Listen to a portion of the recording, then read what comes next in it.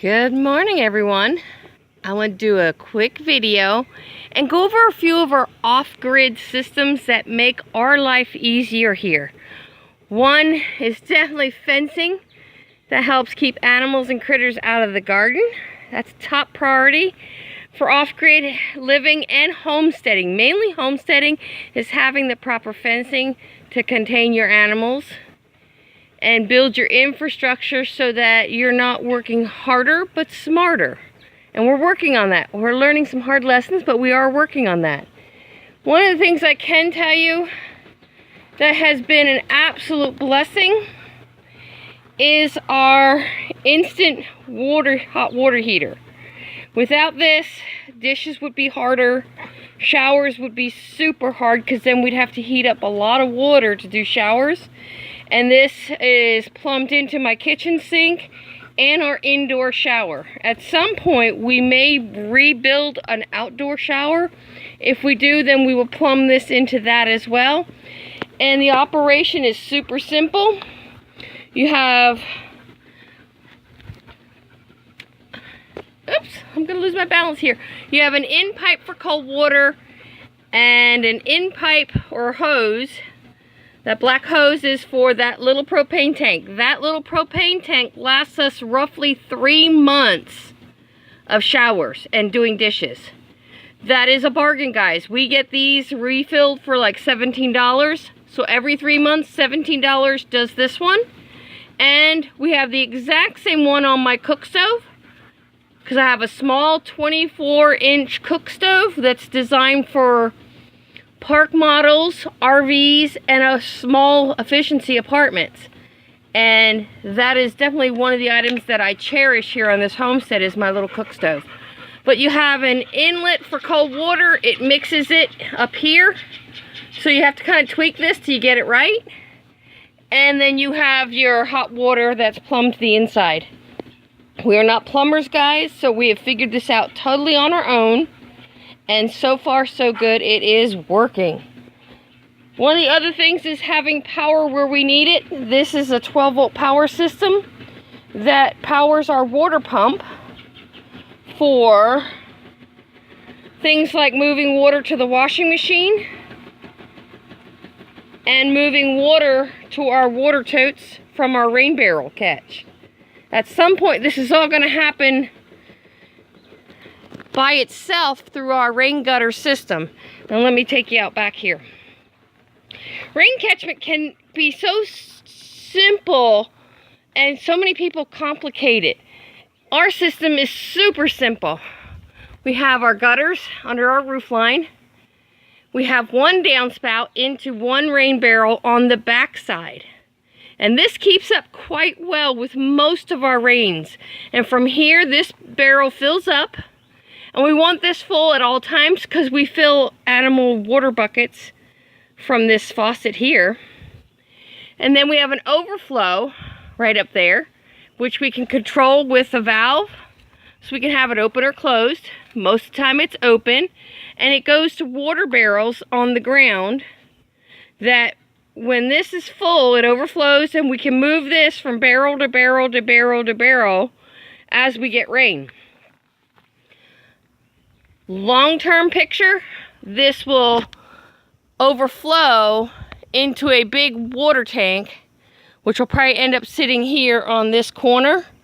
We are looking at those, but they're a little pricey, so we're waiting until there's a little more money in the bank so we can invest in a decent sized one. It doesn't pay to get one that's only going to hold 1,000 gallons because that is not going to cut it for our volume of water we have coming in and the amount of water that we use on a regular basis. So this is another vital system, and I'm going to show you another way that we collect water. Again, keep it simple. One of the other ways is off of our goat shelter. Let me take you in the goat shelter. Okay, this is another one. Keep it simple. Don't work harder, work smarter. Our goat houses have a rain gutter, which collects rain in a rain barrel. And then our main watering bucket is right here. And as you can see, I just open a faucet. And there's different size faucets. The bigger volume that you can have coming out at one time is better, because that cuts your time. You have to stand and watch a barrel, or not a barrel, a bucket fill down to a half. This is as simple as it gets for keeping our animals in fresh rainwater. And there's still another system that I'm going to show you. Again, it's about working smarter, not harder. Okay, here is the other keep it simple system for water catch. Guys, we've been doing this for over 6 years now. This is just a simple tarp. If you look back to my videos when we started coming to the property camping here, we strung a tarp between, well, let me go back one more step. We strung rope and cable between two pine trees, okay? Then we put a huge tarp like this over those pine trees, and we had the rainwater, we had weighted like this. You see how this is tied? This is a barrel holding this corner down so that we have good drainage into the barrels. And we did that with like water bottles and stuff. Just super simple stuff to guide that rainwater into rain barrels. Every time we came here to camp, we had at least 100 gallons of water on site at any given moment. Now that we live here full time, we store roughly, what, 2,000 gallons, Jim? Right about 1,000. Oh, he's saying about 1,000. So, and we want to increase that to 3,000. Now, why is this tarp still here? Because we want to put a rain gutter up there. Oh, up there. I got to aim. Got to put a rain gutter up there. But with that rain gutter is going to be the next roof.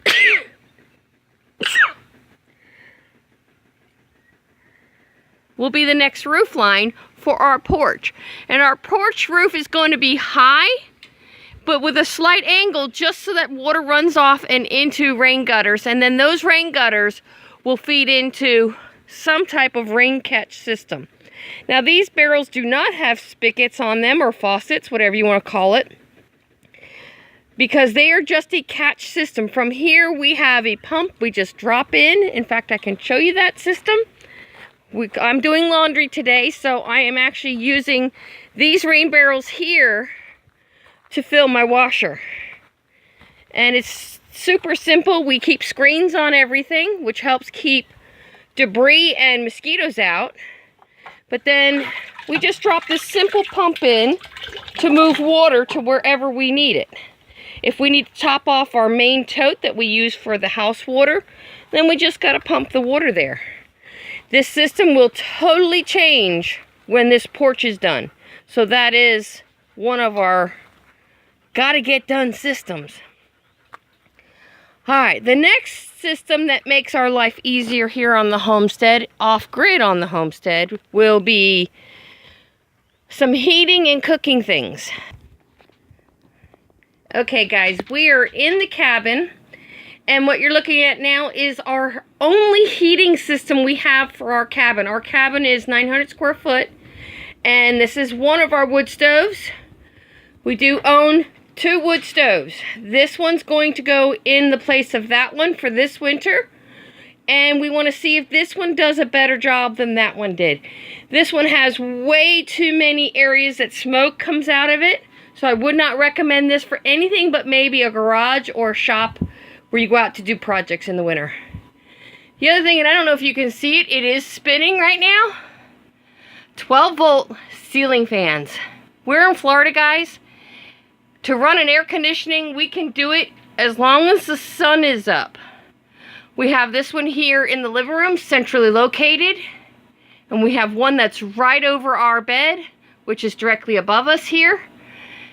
And without those, let me tell you, I don't think we could do this without running an air conditioner at night, which would mean running a generator during the night. These keep us comfortable and going when it's too hot to be outside, and when we go to bed. Okay guys, another important factor off-grid living is what you see right there, lighting. Now, to some degree, and yes, I don't have curtains up. This wall is not finished, so I'm not willing to hang a regular curtain up till it's finished. One is letting natural light in, but in Florida, that lets heat in as well.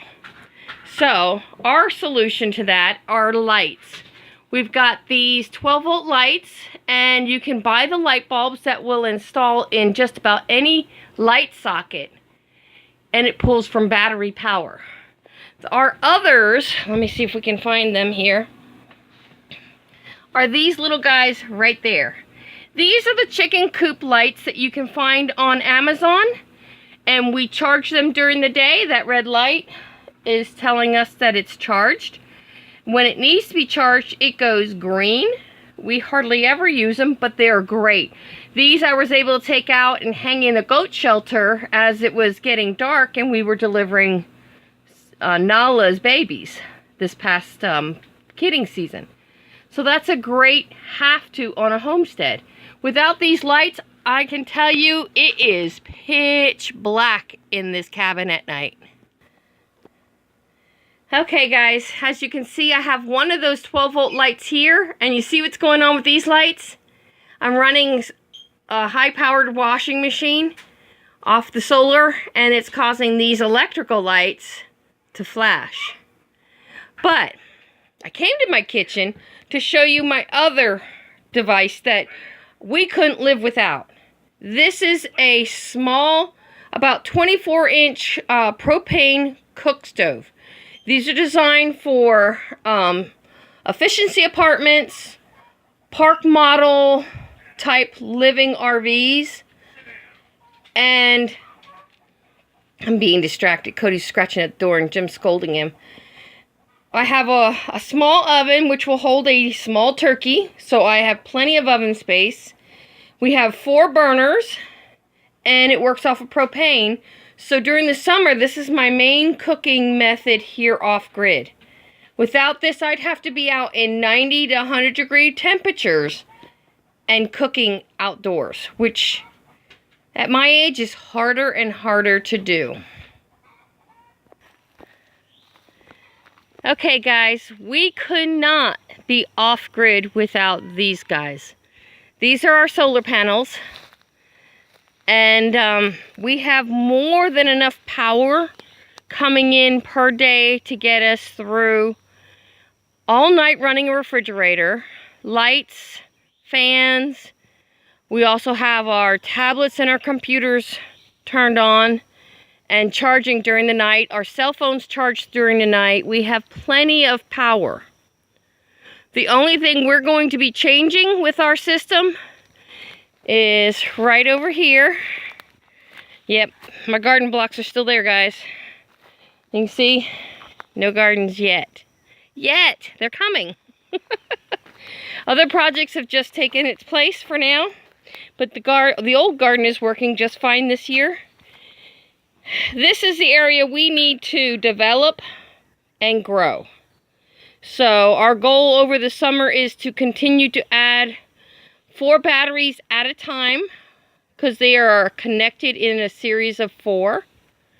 So that is one of our goals. And without this system, I can honestly tell you off-grid living would be very uncomfortable. Okay, this is going to be my last item for making life easier and working smarter versus harder on off-grid homestead is our log splitter. We bought this one at Tractor Supply. It's a county line, and we absolutely love it. The nice thing with this one is the smaller logs you can put right up here and split them. But for the really big ones, this tips up and stands up, so you can put a big log underneath to start the splitting process on that. So this has been an absolute must-have for us at our age. We're in our mid-50s, and splitting wood by hand is not an option for us. But we heat with wood, so we absolutely have to have wood on the homestead. And that's the last item that I can think of and really go into any detail about as far as how it helps us here off-grid. Off-grid living can be very comfortable. We are very comfortable, everybody. We're not living a hard life at all. We're both retired. We were kind of forced into early retirement through back injuries and just basic stuff that does not enable us to hold a full-time job. And I'm still healing from my back surgery, so if we can do it, I can tell you anybody can do it. You just got to get your equipment in place, your infrastructure in place. And we're not just living off grid. We're running a small homestead here. We have a dairy goat herd. We have, oh God, I can't even think how many chickens we have. 20 chickens?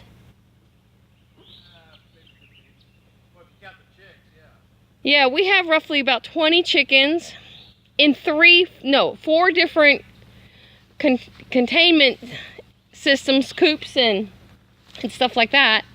This is just one of the coops, and the reason we have them in different areas, one, we have 2 of these dog kennels, and this was the chickens we moved up here with that are my main laying flock, and then my friend wanted me to take in and adopt half her laying flock, which we did, and they're in the back coop. And then in the interim, we were raising up new laying hens, which are in the chicken tractor.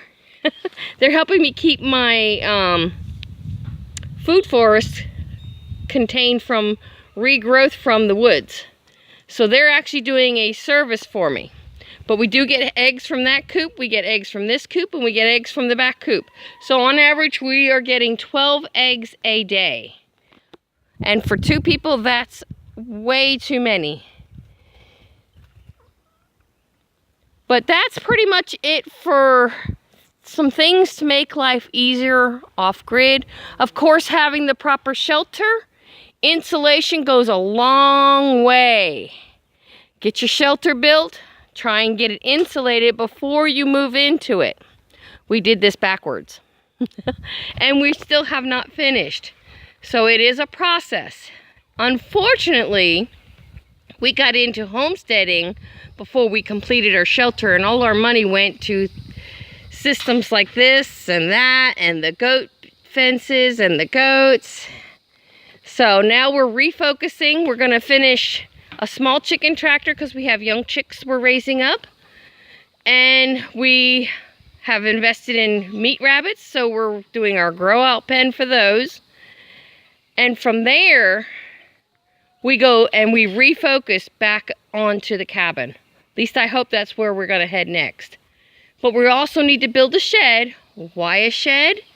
To store the stuff that's taking up most of the room in the cabin so that we have room to work and finish the cabin. So that is definitely happening as we speak. So that's it for this quick, it wasn't as quick as I thought, but this video was for items that make life easier living off-grid in North Florida on a small homestead. Don't forget, guys, like, share, and subscribe, and hope you're having a blessed day.